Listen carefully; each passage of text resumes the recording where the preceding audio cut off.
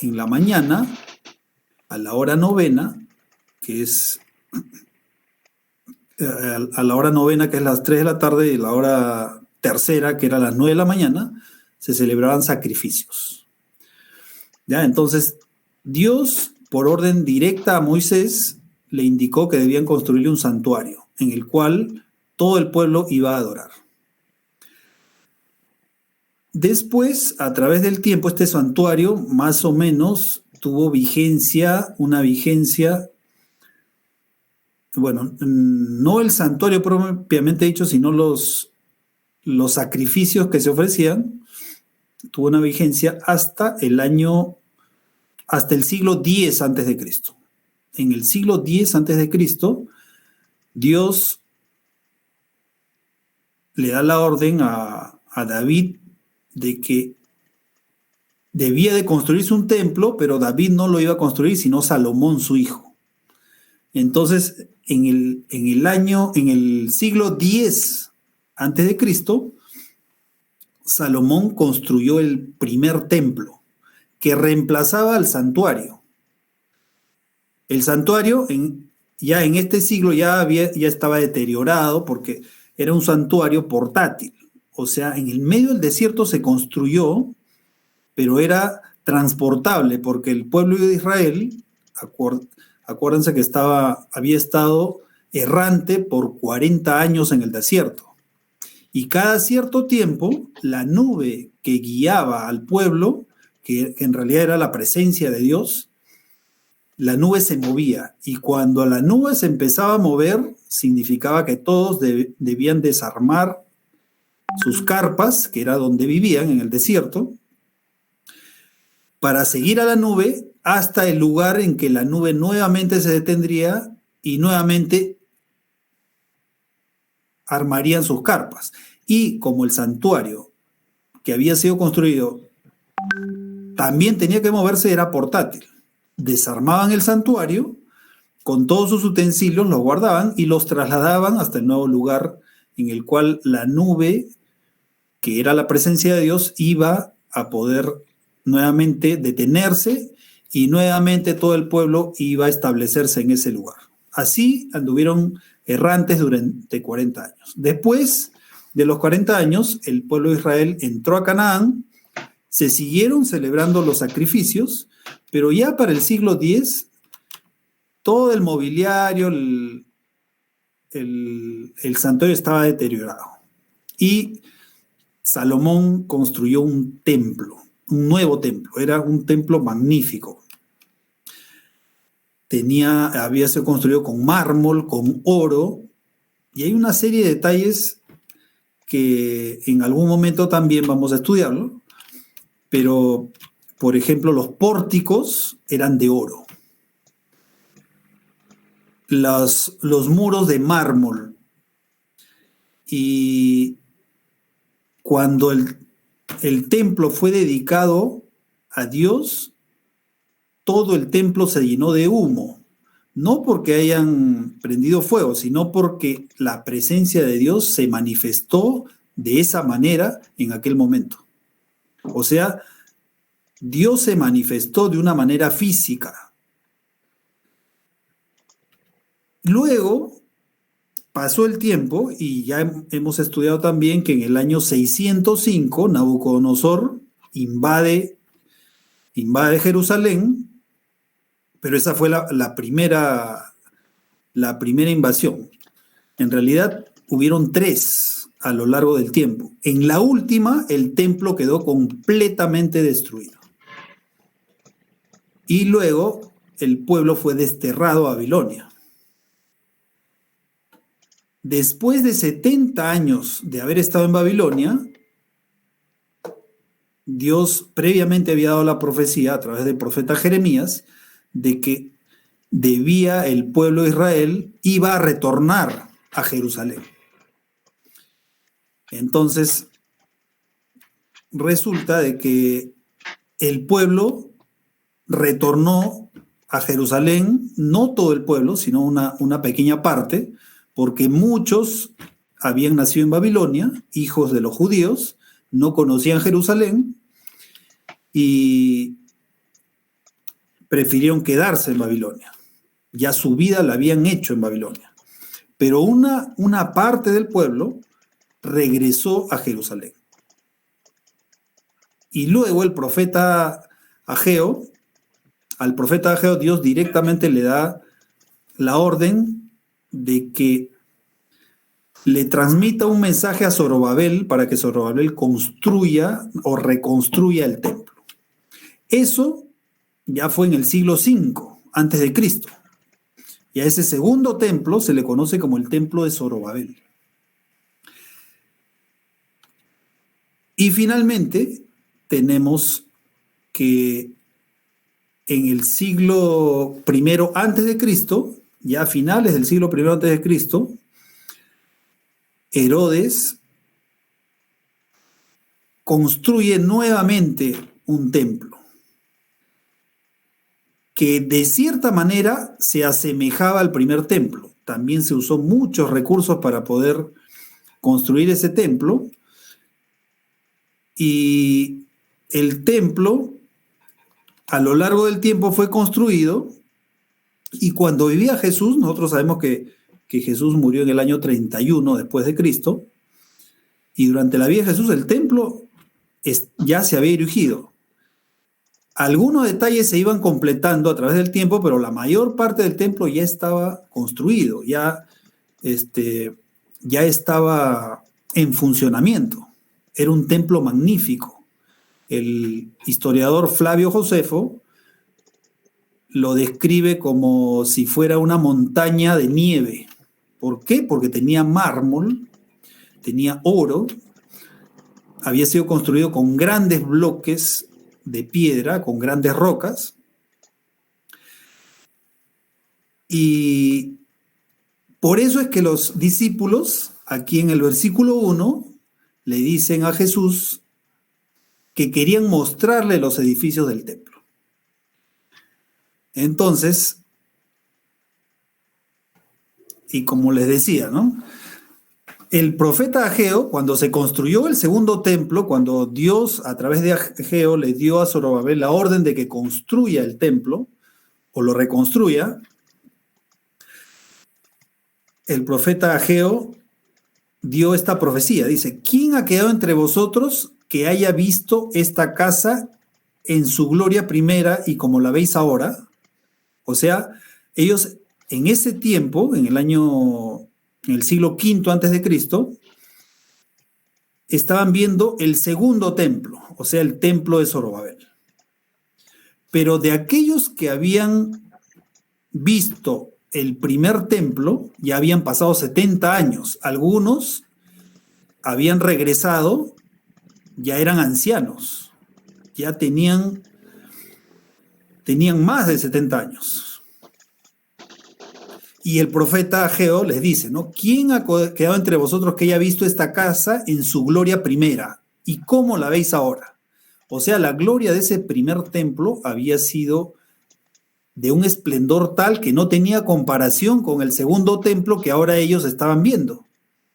¿Y qué había pasado? Cuando vieron el segundo templo y lo compararon con el primer templo, en el momento de la dedicación del templo, los jóvenes empezaron a gritar de gozo, de algarabía, pero los más viejos empezaron a llorar. ¿Por qué? Porque ellos habían visto la gloria del primer templo. Habían visto cuán magnífico era, y el segundo templo no era nada en comparación al primer templo. Pero ¿qué es lo que dice? ¿Qué es lo que le dice Dios? Porque así dice Jehová de los ejércitos: de aquí a poco yo haré temblar los cielos y la tierra, el mar y la tierra seca, y haré temblar a todas las naciones. Y vendrá el deseado de todas las naciones, y llenaré de gloria esta casa, ha dicho Jehová de los ejércitos. ¿Quién era el deseado de todas las naciones? No era otro, sino Cristo. Mía es la plata y mío es el oro, dice Jehová de los ejércitos. La gloria postrera de esta casa será mayor que la primera, ha dicho Jehová de los ejércitos.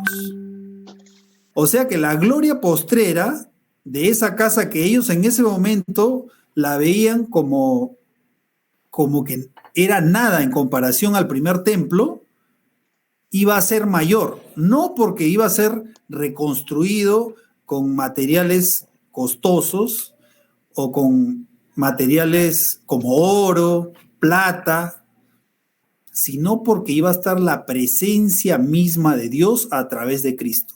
Porque Cristo era Dios, Cristo es Dios.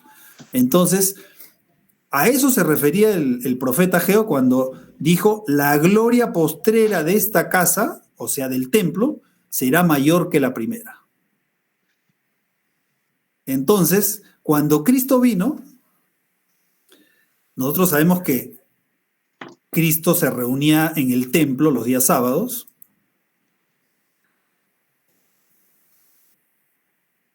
Y vamos a regresar aquí, ¿no? Él, como habíamos dicho, en esta última ocasión, Cristo salió del templo y ya no iba a retornar. Ese templo había estado lleno de la gloria de Dios por la presencia de Cristo. Pero ahora, cuando Cristo salió del templo, vamos a regresar aquí, cuando Cristo sale del templo, vamos a ver en el versículo 38 de Mateo 23, Cristo ya estaba saliendo del templo y dice, vuestra casa os es dejada desierta. O sea, la presencia de Dios se retiró totalmente del templo. Versículo 39, pues os digo que desde ahora no volveréis a verme hasta que digáis, bendito el que viene en el nombre del Señor. O sea, aquí Cristo se estaba refiriendo a su segunda venida. Él iba a salir del templo y no lo iban a volver a ver hasta que venga por segunda vez, ¿no? O sea, en realidad la gloria de Dios se retiraba del templo. Ahora,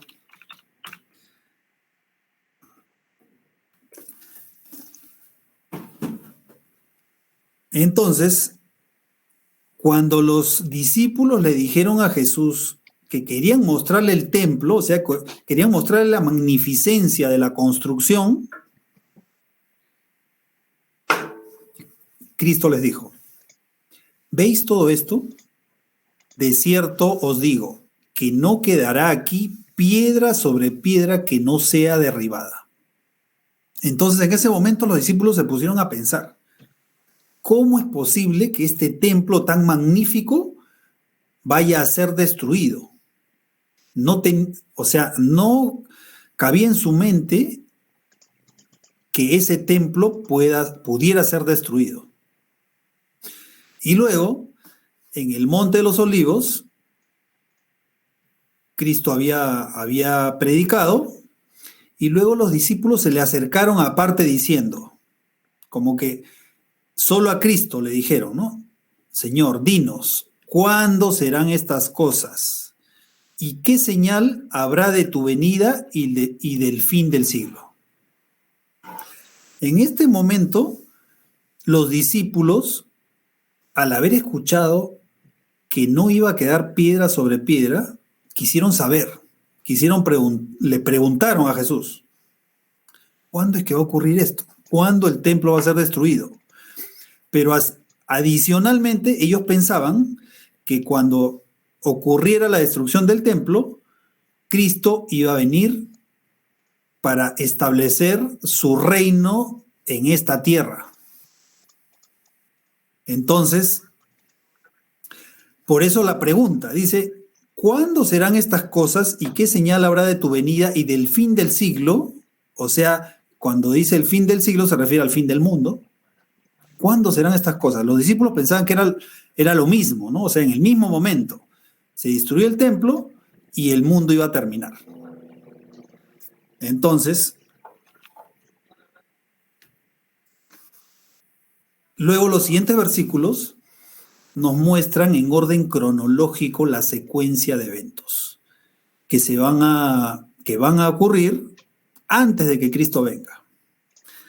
Entonces, asimismo, Cristo lo que hace a partir de los siguientes versículos es contestar a la pregunta. Pero si nos damos cuenta, la pregunta en realidad tiene dos partes. ¿Cuándo serán estas cosas? O sea, ¿cuándo iba a ocurrir la destrucción del templo? ¿Y qué señal habrá de tu venida? O sea, ¿cuándo Cristo iba a venir por segunda vez? Los discípulos tenían en mente de que esto iba a ocurrir en el mismo momento. Y Cristo les da la respuesta a ambas preguntas. Pero da la respuesta no separando. Igual como así como la pregunta había sido hecha, de esa misma forma Cristo les contesta, pero no les dice, estos sucesos van a ocurrir con la destrucción del templo o antes de la destrucción del templo. Y estos sucesos van a ocurrir antes de que yo venga, sino que Cristo entremezcló la respuesta. Entonces, si nosotros vemos en el conflicto de los siglos, en la página 28, lo que ocurrió fue que Cristo les dio un bosquejo de los sucesos culminantes que habrían de desarrollarse antes de la consumación de los tiempos. O sea, antes de que Cristo venga, Cristo les dio el detalle. ¿Qué sucesos iban a ocurrir? Sus palabras no fueron entendidas plenamente entonces. O sea, los discípulos no la entendieron bien. Pero su significado iba a aclararse a medida que su pueblo necesitase la instrucción contenida en esas palabras. La profecía del Señor entrañaba un doble significado. Al par que anunciaba la ruina de Jerusalén, presagiaba también los horrores del gran día final. O sea que la respuesta que Cristo les dio fue la respuesta a las dos preguntas. ¿Qué más? La profecía del Salvador referente al juicio que iba a caer sobre Jerusalén va a tener otro cumplimiento. O sea, que lo que pasó en la destrucción del templo de Jerusalén, o sea, los sucesos que ocurrieron cuando Jerusalén fue destruida, iba a tener otro cumplimiento. O sea que en el tiempo de fin también sucesos similares se iban a repetir. Y la terrible desolación del primero no fue más que un pálido reflejo de lo que será el segundo.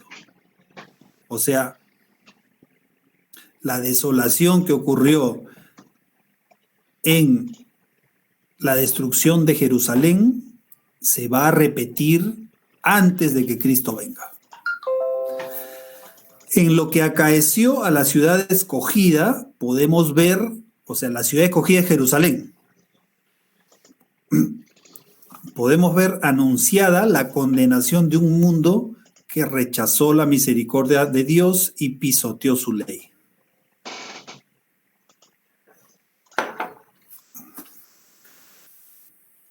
¿Qué había pasado? Que los dirigentes del pueblo de Israel y finalmente los habitantes del pueblo de Israel, de Jerusalén, habían rechazado la ley de Dios. Y había ya en realidad en el año 31, con la crucifixión de Cristo, cuando Cristo es condenado, los dirigentes dijeron que la culpa caiga sobre nosotros y sobre nuestra generación. O sea, ellos asumían la responsabilidad de que Cristo sea crucificado. Y después, en el año 70, bueno, lo que ocurrió en realidad fue que Cestio Galo era el general de las legiones romanas, sitió a Jerusalén antes del año 70, después de Cristo. Y la ciudad estuvo sitiada y no se sabe por qué, en algún momento, Ya prácticamente la ciudad ya iba a ser invadida, pero los historiadores no se explican por qué, pero nosotros sabemos que sí, que fue la providencia de Dios. Todas las legiones romanas se retiraron. Y en ese momento, más adelante vamos a verlo, en ese momento, los que sí habían creído en Cristo, lo que hicieron fue huir de la ciudad. Y después de eso, al poco tiempo, regresa Tito y nuevamente sitia la ciudad y finalmente entran a Jerusalén, destruyen el templo. El templo se incendió, se destruyó totalmente. A eso Cristo se refería cuando dijo, no quedará piedra sobre piedra. Entonces, el pueblo de Dios de aquella época había rechazado la ley de Dios. Por más que Dios había extendido su misericordia, más allá del año 31, porque el año 31 Cristo había muerto a manos de los judíos. Cristo había muerto, era el Mesías de los judíos, el Mesías esperado, pero ellos no lo reconocieron.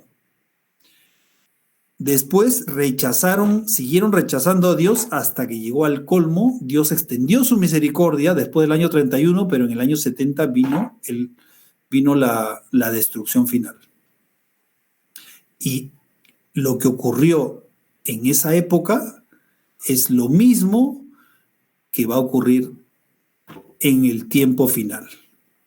En lo que acaeció a la ciudad escogida, podemos ver anunciada la condenación de un mundo que rechazó la misericordia de Dios y pisoteó su ley.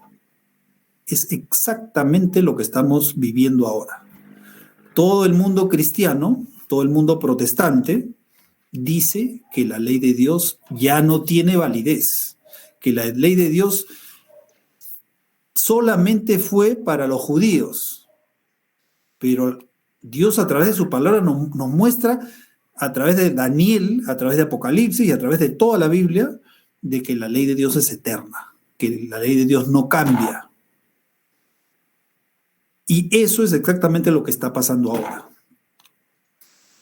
Todos quieren adorar en el día del sol. El día del sol es el día domingo, ¿no? Claro, en español no se nota mucho, pero si ustedes traducen domingo al inglés, en domingo es Sunday, día del sol. Si lo traducen al alemán es Sonntag, día del sol, ¿no? O sea, el domingo es el día del sol. Ya en algún momento vamos a entrar a más detalles en estudios posteriores, donde vamos a analizar cuáles son las peores abominaciones que están especificadas en Ezequiel 8.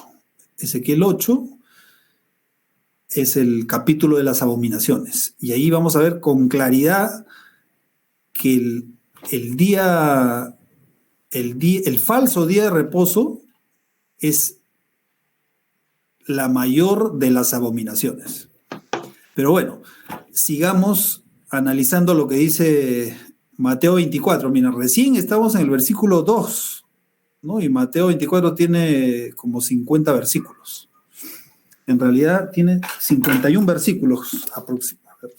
Vamos a ver. Sí, 51 versículos tiene Mateo 24.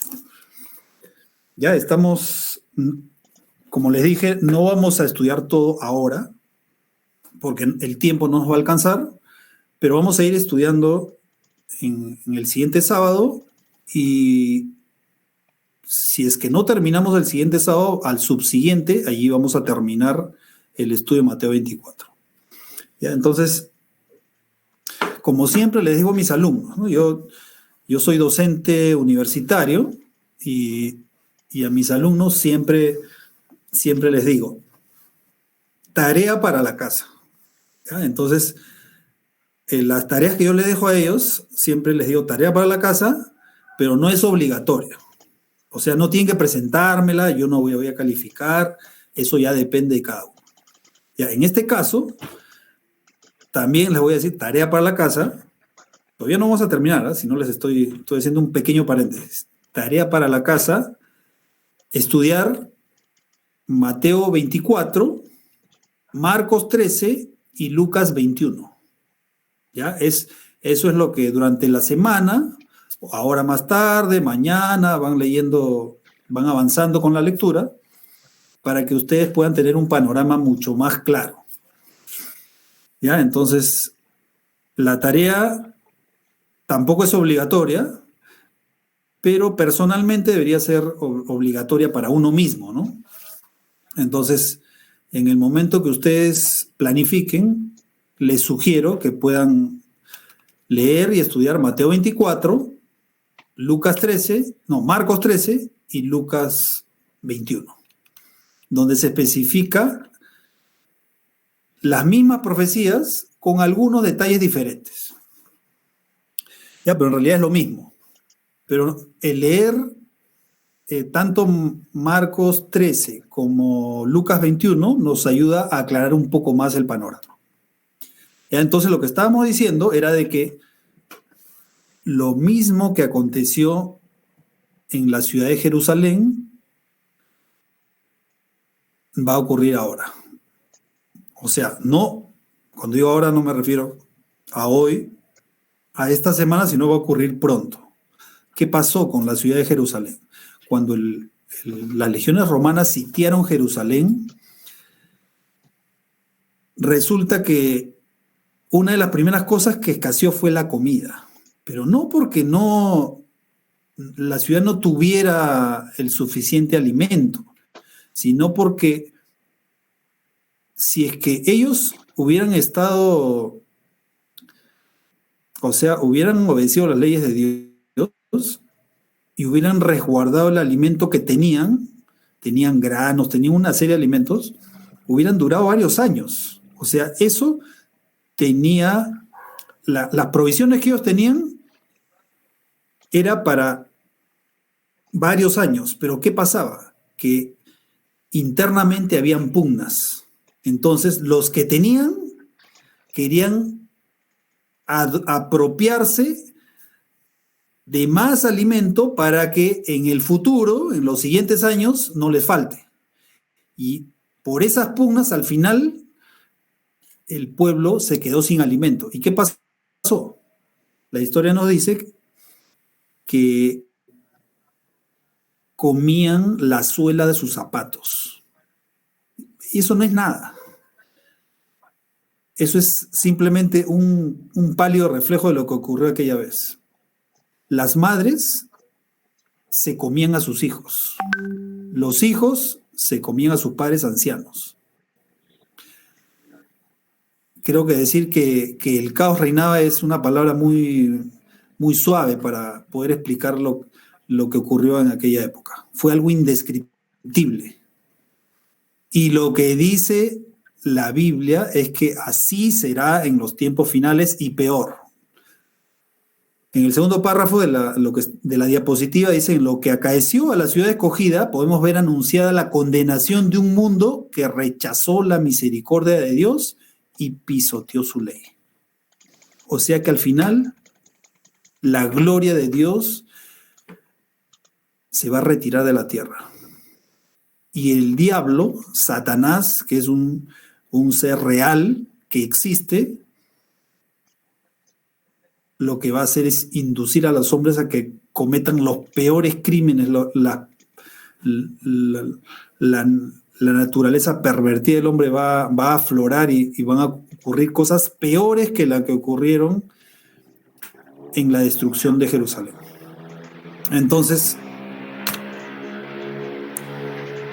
acá tenemos otra cita más del libro Eventos de los Últimos Días. Dice: Cristo advirtió a sus discípulos en cuanto a la destrucción de Jerusalén y las señales que ocurrirían antes de la venida del Hijo del Hombre. Todo el capítulo 24 de Mateo es una profecía concerniente a los acontecimientos que preceden a este evento. O sea, que en la segunda venida, cuando habla de la venida del Hijo del Hombre, se refiere a la venida de Cristo. Bueno, ahí hombre debería estar con H, mayúscula, porque se refiere al Hijo de Dios, o sea, a Cristo.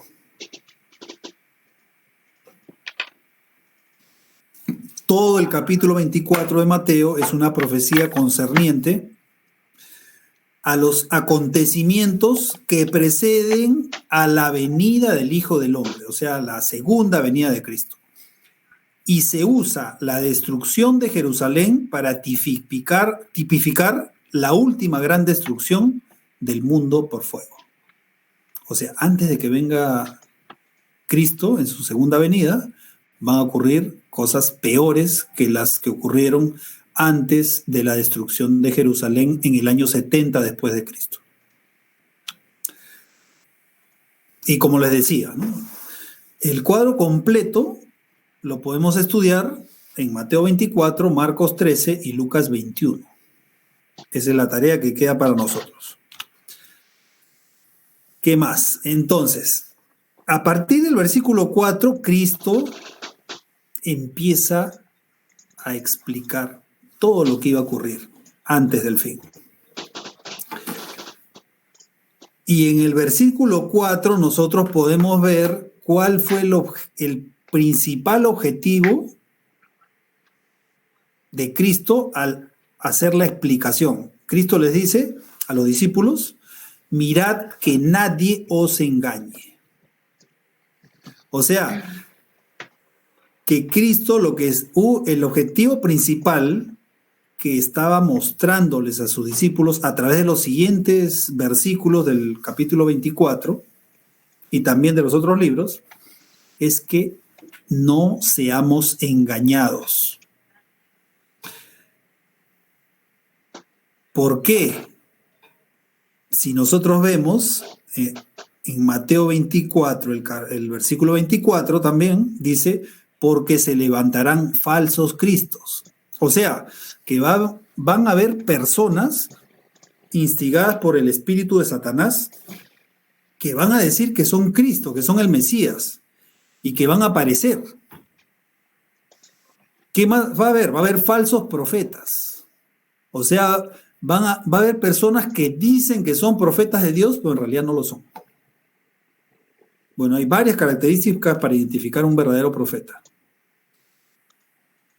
Una de ellas, que es la más lógica, es que un profeta es falso cuando da una profecía y la profecía no se cumple. Bueno, eso es cierto. Ese es un falso profeta, pero no es la única forma, porque el diablo puede hacer que sus falsos profetas digan profecías que sí se van a cumplir. Entonces, ¿cuál es otra de las características de un falso profeta? Son varias, pero una de ellas es que va a aparentar ser enviado de Dios, pero no va a obedecer lo que dice la palabra de Dios. Cristo dijo: si me amáis, guardad mis mandamientos. Pero los falsos profetas dicen: no, la ley ya, los mandamientos ya no tienen vigencia. Fueron clavados en la cruz. Lo que no saben es que lo que fue clavado en la cruz fueron las leyes ceremoniales. Porque para poder entender bien qué significa ley en la Biblia, hay que saber cuáles son las leyes que contiene la Biblia. Por ejemplo, había la ley ceremonial. Había la ley sanitaria. La ley de Dios o 10 mandamientos. A todo el Pentateuco, Génesis, Éxodo, Levítico, Números y Deuteronomio, que se le llama, los judíos la llaman la Torá, a todo eso también se le llama la ley. Entonces, cuando uno estudia la Biblia, tiene que saber o investigar qué significa esa palabra a la cual se está mencionando en la Biblia. Entonces, cuando el apóstol Pablo dice que los mandamientos expresados en ordenanzas fueron clavados en la cruz, se refiere específicamente a todas esas leyes ceremoniales, a esas leyes rituales, en la cual, por ejemplo, sacrificaba un cordero, moría el cordero, y simbolizaba que así Cristo iba a morir. Pero cuando Cristo murió, el símbolo que era sacrificado, o sea, ese corderito que era inocente, que representaba a Cristo, ya no tenía sentido de ser sacrificado. ¿Por qué? Porque Cristo había muerto. En la época de los judíos, antes de Cristo, desde la liberación del pueblo de Israel de Egipto, hasta que Cristo murió, se sacrificaban corderos, porque representaba que algún día iba a venir un Salvador, que iba, así como el cordero era inocente, así mismo iba a morir por nosotros, sin tener culpa. Pero una vez que eso ocurrió, el símbolo ya no tenía sentido, porque ya se cumplió. A eso se refiere la Biblia cuando dice que los mandamientos expresados en ordenanzas fueron clavados en la cruz. Y eso no entiende la gran mayoría de cristianos. Jamás Dios, en ningún lugar de la Biblia, en ningún lugar de su palabra, cambió la ley. No existe un solo texto, un solo párrafo que diga que Dios ha cambiado la ley. Entonces, en Mateo 24 justamente se explica, se especifica al inicio por qué Cristo iba a detallar los eventos que iban a ocurrir antes del tiempo del fin para que nadie nos engañe. Entonces ahora ya no tenemos excusa de que yo no sabía. Yo no sabía y por eso fui engañado. Es más, debemos de seguir estudiando la palabra de Dios para que nosotros conozcamos cada vez más, cada día un poquito más. ¿Qué va a hacer eso al final? Lo que va a hacer es que nos va a proteger del engaño. Ya no vamos a ser engañados. Ya no va a venir alguien y nos va a decir, ¿sabes qué? No, la ley de Dios ya no tiene vigencia. Ahora nosotros guardamos el domingo porque Cristo resucitó el domingo. Jamás Cristo ni Dios Padre dijo que porque Cristo resucitó el domingo, ahora el día de reposo iba a ser cambiado. La ley de Dios es eterna. ¿Qué más? Y harán grandes señales y prodigios los falsos profetas, los falsos cristos, de tal manera que engañarán, si fuere posible, aún a los escogidos. Y acá hay un detalle importantísimo. También nosotros ahora vemos, a nivel mundial, ¿no? Estas grandes iglesias que hacen milagros, que dicen de que porque tienen el Espíritu Santo, hacen milagros. Y esos milagros que hacen son la demostración de que tienen el Espíritu Santo. Pero ese es un error. ¿Por qué? Porque acá Cristo a través de Mateo 24 nos dice que harán grandes señales. O sea que las señales no son indicio seguro de que el Espíritu Santo es quien obra a través de esas personas.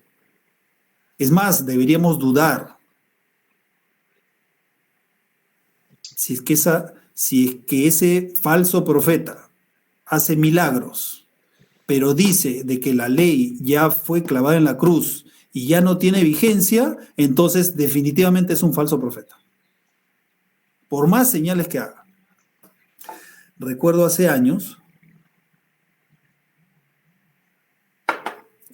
cuando mis hijos eran pequeños, pues iban al colegio y yo contrataba a una señora que hacía movilidad, que era hija de un pastor de un movimiento cristiano, y que alguna vez conversando con ella también era casada con un pastor de una iglesia cristiana,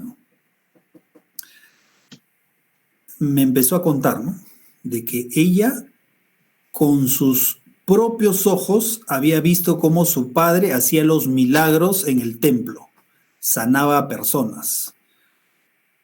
Y como ella lo había visto con sus propios ojos, entonces ella creía y estaba segura de que esa era una señal de que el Espíritu Santo obraba a través de él. Pero la verdad es que no interesa lo que nosotros sintamos, no interesa lo que veamos, no interesa lo que físicamente se pueda demostrar. Lo que interesa es si está de acuerdo a la palabra de Dios. ¿Por qué? Porque el diablo también actúa, el diablo también es poderoso, el diablo hace milagros. Y si puede hacer milagros y nosotros creemos en nuestros sentidos, en nuestro raciocinio, en lo que estamos viendo, lo que va a pasar es que vamos a ser engañados. Claramente Jesús lo dice. Nadie os engañe. ¿Por qué? Porque estos falsos profetas van a hacer grandes milagros, grandes señales, grandes prodigios. Por ese motivo es que Cristo dio este mensaje a sus discípulos y a través de ellos a nosotros, ¿no? Porque el mensaje que se da es para el tiempo del fin. Y ya en este momento nosotros estamos viviendo en los últimos tiempos, o sea, en el tiempo del fin. Aquellos que se dejen llevar por los sentimientos, por la lógica, por sus pensamientos, por lo que palpan, por lo que ven, al final podrían ser engañados. Porque dice que si fuere posible, aún se engañará a los escogidos. Pero los escogidos es un término que usa Cristo, no significa predestinación de ninguna manera, pero los escogidos, la Biblia llama a aquellos que obedecen a Dios, que quieren voluntariamente obedecer a Dios. Entonces, si tú decides obedecer a Dios, eres un escogido. Y si no, pues no lo eres. Pero ¿qué va a pasar? Que nosotros no vamos a ser engañados si es que nosotros estudiamos la palabra de Dios. Cualquier engaño o cualquier situación tenemos que analizarla en contraste con lo que dice la palabra de Dios. Si está en contra de lo que dice la palabra de Dios, pues es un falso profeta, es un falso mensaje, es un falso prodigio. No es o no proviene de Dios. Por eso, los milagros no son señal de que Dios mora en la persona que hace los milagros o en la iglesia en la que se hacen milagros. Y justamente hace poco, bueno, hace algunas semanas, o pocos meses, un par de meses, la pregunta es, bueno, ¿y si hacen milagros en estas iglesias y estos pastores o estos profetas, autodenominados profetas, por qué no sanan a toda la gente que tiene enfermedades o el coronavirus?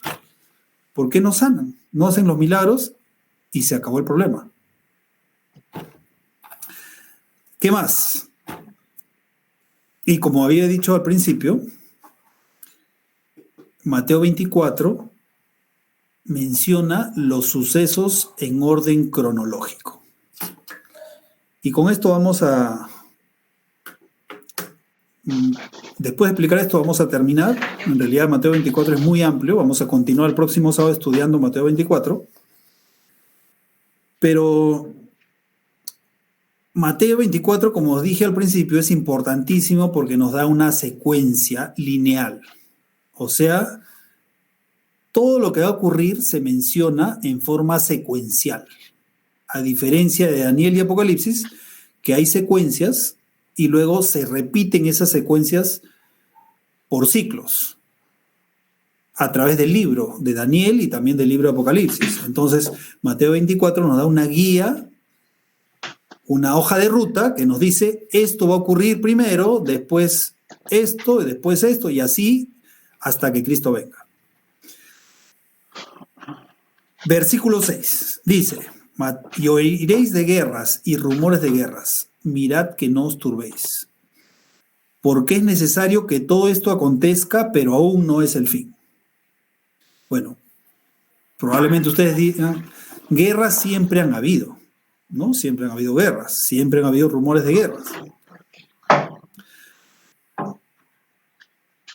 Pero a través del tiempo han habido guerras más catastróficas, o sea, más con una mayor preponderancia a nivel mundial. ¿Qué más? ¿Se levantará nación contra nación? También eso ya se ha cumplido y se está cumpliendo.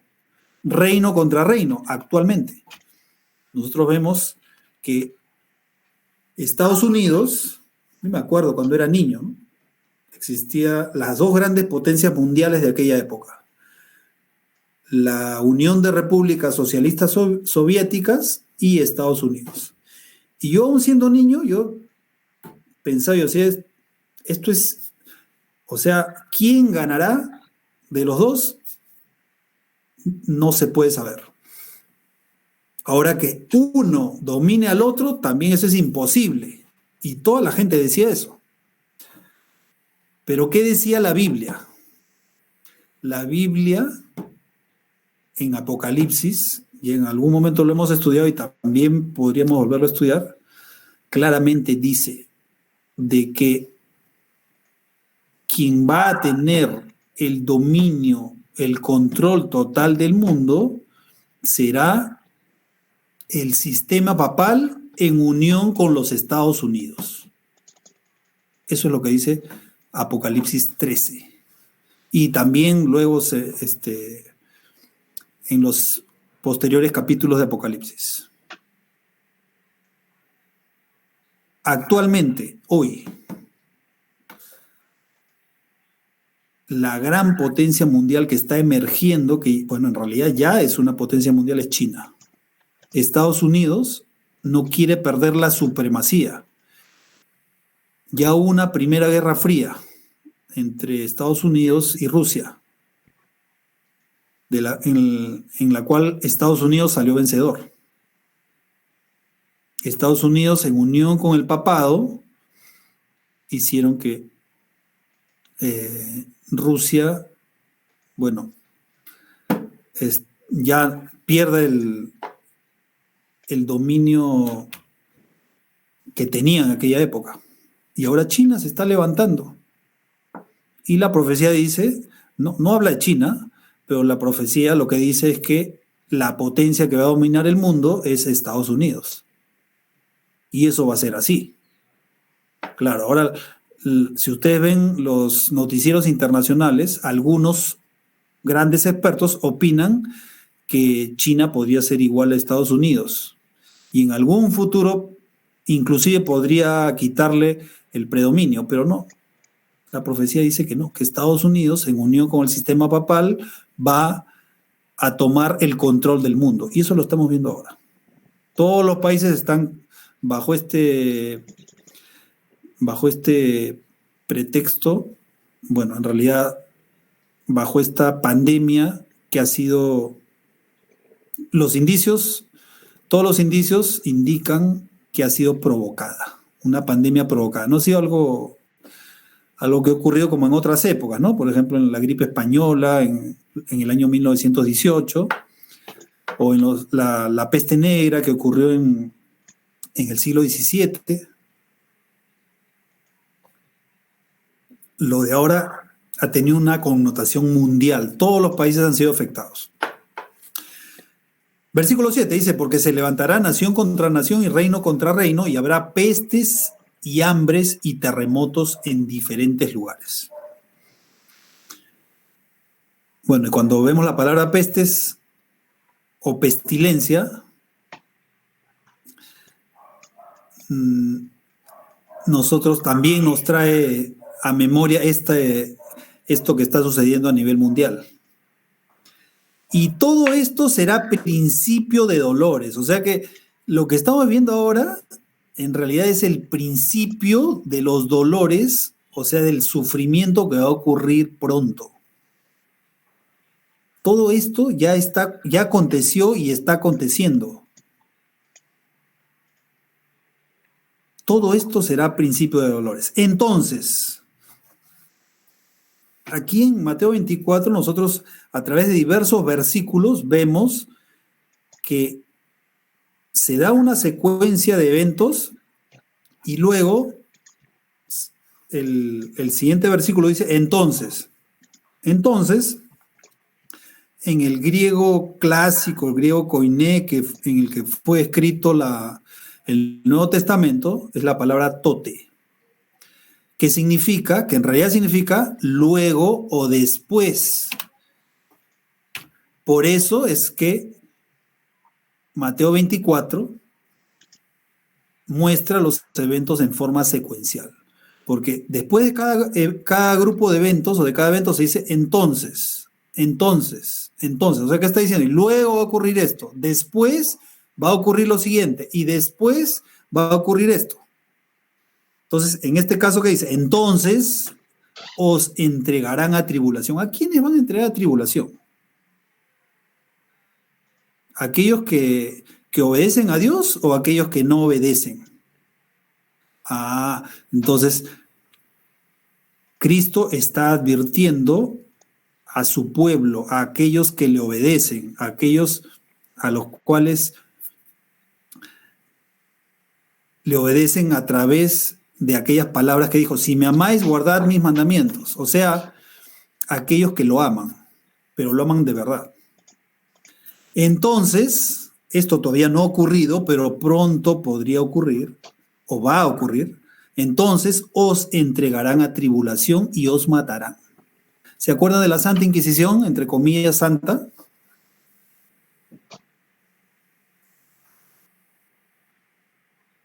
¿Qué pasó? ¿Qué pasaba en aquellas épocas?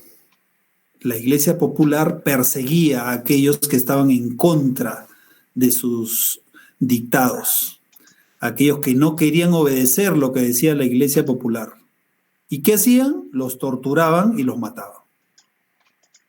¿Lo mismo va a ocurrir ahora? Sí, va a ocurrir lo mismo. Y seréis aborrecidos de todas las gentes por causa de mi nombre.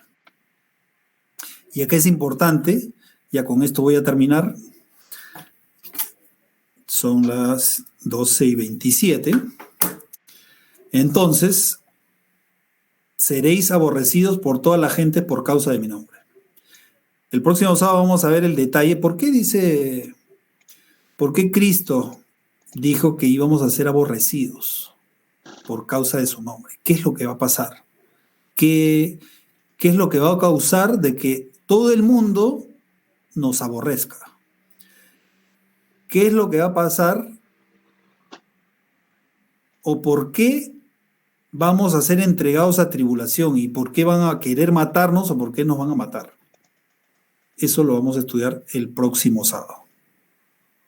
Mi deseo es que podamos aprender cada día un poquito más acerca de la palabra de Dios, acerca del mensaje que Dios tiene para nosotros, para que cuando Él venga estemos listos, estemos preparados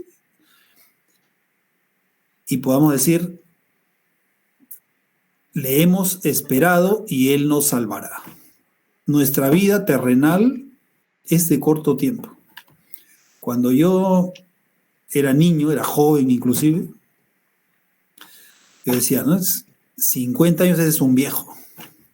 Ahora yo tengo 54 y me considero joven, ¿no? Pero la vida se pasa, la vida es rápida.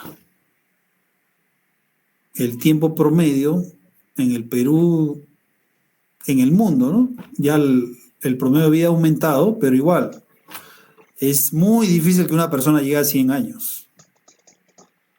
El promedio a nivel mundial está en 70 años aproximadamente, ¿no? Entre 60 y 70 años.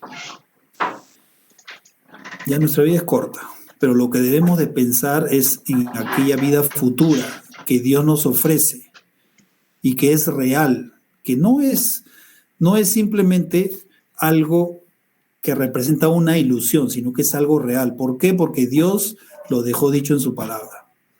el que cree en mí, aunque esté muerto, vivirá. ¿Por qué lo dijo? Porque cuando Él venga por segunda vez, todos aquellos que murieron creyendo en Dios y obedeciéndole van a resucitar. Dios los va a resucitar. Y la garantía de eso es que Cristo resucitó, estuvo muerto y resucitó. Y por eso nosotros también vamos a poder, en aquel día, si es que antes de que venga vamos al descanso, nos sorprende la muerte, cuando Él venga vamos a resucitar y vamos a morar con Él eternamente. Quiero dar gracias a Dios porque a través de su palabra nos ha dejado dicho todo lo que va a ocurrir. Todos aquellos detalles que cuando los estudiamos nos dan más seguridad, nos dan más confianza. No debemos de tener miedo por lo que está ocurriendo, porque eso así va a ser. Dios dejó bien claro en su palabra lo que va a ocurrir y lo que tenemos que hacer es confiar en Él. Y ese es mi pedido y oración en esta tarde de sábado. Que tengan todos ustedes un feliz sábado.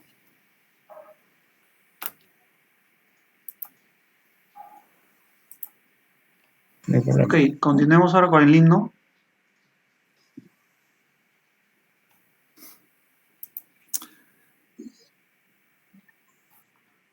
Bueno, el himno es el número 185. Vamos a abrir nuestros signarios en el himno 185 y vamos a apagar nuestros micrófonos para poder entonar todos juntos.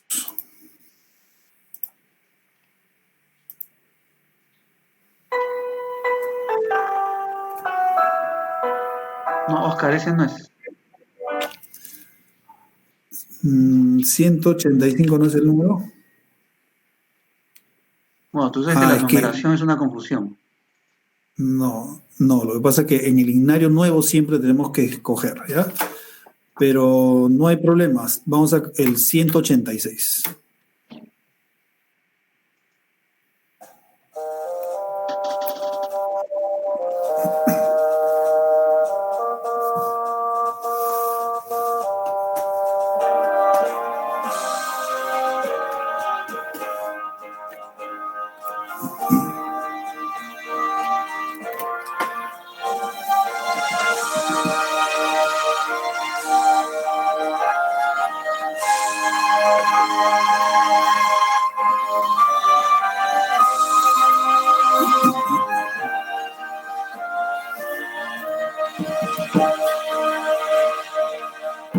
Hace años escuché que Jesús volverá, con gozo acepté esta verdad. La esperanza firme está, pues ahora bien yo sé que mi Cristo muy pronto volverá. Todo proclama con poder, y las señales anuncian ya el fin. Atención, la vista levanta, la bendición ya está. Odio y guerras por doquier, violencia y maldad. No dudes, vendrá el buen Señor. Su promesa cumplirá, por sus hijos volverá. Confiad, pronto nuestro Rey vendrá. Todo proclama con poder y la señales anuncian ya el fin. Atención, la vista levanta, la redención muy cerca ya está.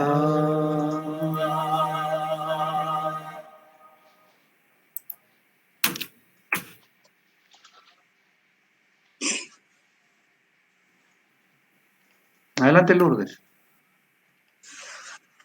Inclinemos los rostros para orar. Padre eterno, misericordioso Señor que estás en el cielo, te agradecemos porque nos has regalado un nuevo sábado. Gracias porque estamos aquí reunidos y hemos estudiado tu palabra. Gracias porque tu Santo Espíritu nos hace estar siempre presentes en todo momento y compartiendo lo que aprendemos, Señor. Te agradecemos porque nos dejaste estas profecías, nos dejaste tu palabra, nos dejaste escritos los acontecimientos finales para estar preparados. Dios mío, que tu Santo Espíritu nos abra el entendimiento, nos dé sabiduría, Señor, para seguir al pie, Señor, de lo que nos has dejado.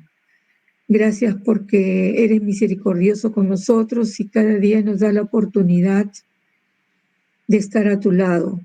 Permite que seamos fuertes y valientes y siempre resistir las acechanzas del enemigo, Señor. Gracias por tu palabra, bendice al orador y bendice a cada uno de ellos, Señor, a cada participante que está oyendo tu mensaje. Sé con cada uno de ellos, cuídalos, protégelos. Y en especial quiero decirte que seguimos orando por Gustavo, Señor, para que tú seas con él en todo momento. Gracias por todo lo que haces por nosotros. En el nombre de Jesús. Amén. Amén. Amén. Amén. Bueno, estamos invitados al próximo sábado. Vamos a continuar con el estudio de Mateo 24. Las señales antes del fin, para que cada uno de nosotros pueda conocer cada vez más acerca de la palabra de Dios. Y la sugerencia, como les había dicho, es estudiar el capítulo 24 de Mateo, el capítulo 13 de Marcos y el capítulo 21 de Lucas. Marcos 13, Lucas 21. Sí, el próximo sábado vamos a estar conectándonos, bueno, los minutos previos de 10:30 a 11, y 11 en punto vamos a empezar con el programa de estudio de la palabra de Dios. Muchas gracias por su presencia y los esperamos el próximo sábado. Nos vemos. Feliz Gracias. sábado a todos. Feliz sábado a todos. Cuídense. Que les vaya bien. A todos. Chao, chao. Feliz sábado. Bye, bye. Chao, chao.